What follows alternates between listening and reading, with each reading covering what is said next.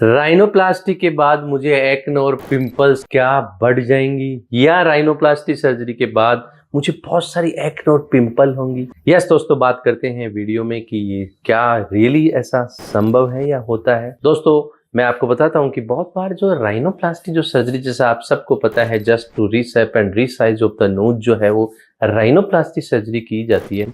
सो दोस्तों, rhinoplasty surgery के बाद में, नोज सर्जरी के बाद में मैंने बहुत सारे पेशेंट्स को देखा है, सर मेरे जो है पूरे फेस पे या नोज पे बहुत सारी एक्नी हो गई।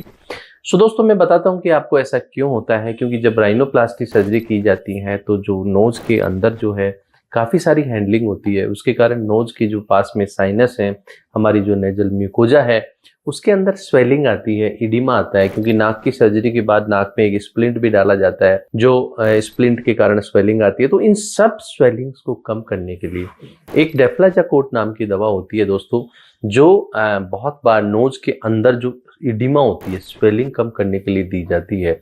एंड कुछ मेडिकेशंस हैं, नेजल डिकंजेस्टेंट मेडिकेशंस हैं, एंड दूसरा नोज के ऊपर क्या है, जो प्लास्टर होता है। सो ये मल्टीपल रीजंस हैं, उनके कारण क्या है, कई बार there are some patient are sensitive की नाक के ऊपर जो स्किन में चेंजेज और स्वेलिंग होती है उसके कारण एक्नी और पिंपल्स बन जाते हैं, but not in every patient, her patient में नहीं होता। बट नाउ अगर किसी पेशेंट्स में होता है तो मोस्टली जब मेरे पेशेंट्स आते हैं, जब मैं कंसल्टेशन करता हूं, तो मुझे प्रीवियस ये पता ऑलमोस्ट लग जाता है, क्योंकि जैसे ही पेशेंट की स्किन को टच करते हैं, स्किन में काफ़ी सारा सीबम निकलता है, स्किन ऑयली होती है, स्किन पे काफ़ी टीदरिंग होती है, स्किन के ऊपर कोमेडोन्स निकले हुए होते हैं, स्किन काफ़ी पकरिंग होती है। सो ऐसे पेशेंट्स के जो है तो चांसेज होते हैं। सो दोस्तों अगर ऐसा हो, किसी को प्रॉब्लम है, तो जस्ट हम प्लास्टर हटाते हैं तो थोड़ा सा उसका आइडिया पड़ जाता है। तो उसमें क्या है कि जो है एक मेडिकेशंस होती हैं कुछ, एंड एक्सटेंसिव अगर किसी को इस टाइप में है तो उसमें आइसोट्रेटिन कुछ मेडिसिन्स होती हैं जो डॉक्टर देता है, एंड उसके बाद के अंदर जो है वो आपको उस मेडिकेशन से जो हमारी एक्ने और पिंपल्स जो बहुत ज़्यादा है वो कंट्रोल हो जाती है। लेकिन वो दवा थोड़ी सी 2-3 महीने तक उसका एक कोर्स होता है दोस्तों, वो हमें लेना होता है। सो अगर आपको ऐसा है तो हमें लेना चाहिए। कुछ खान पान में भी मेडिकेशंस के साथ के अंदर इम्प्रूवमेंट्स होना चाहिए।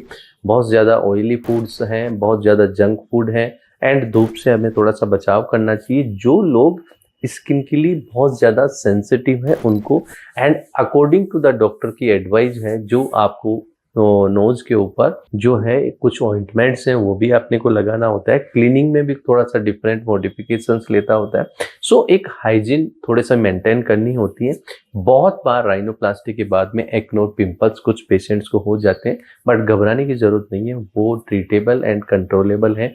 मैनेजमेंट उसका प्रॉपर होना चाहिए। सो उसके लिए बिल्कुल भी टेंशन करने की जरूरत नहीं है। Thank you.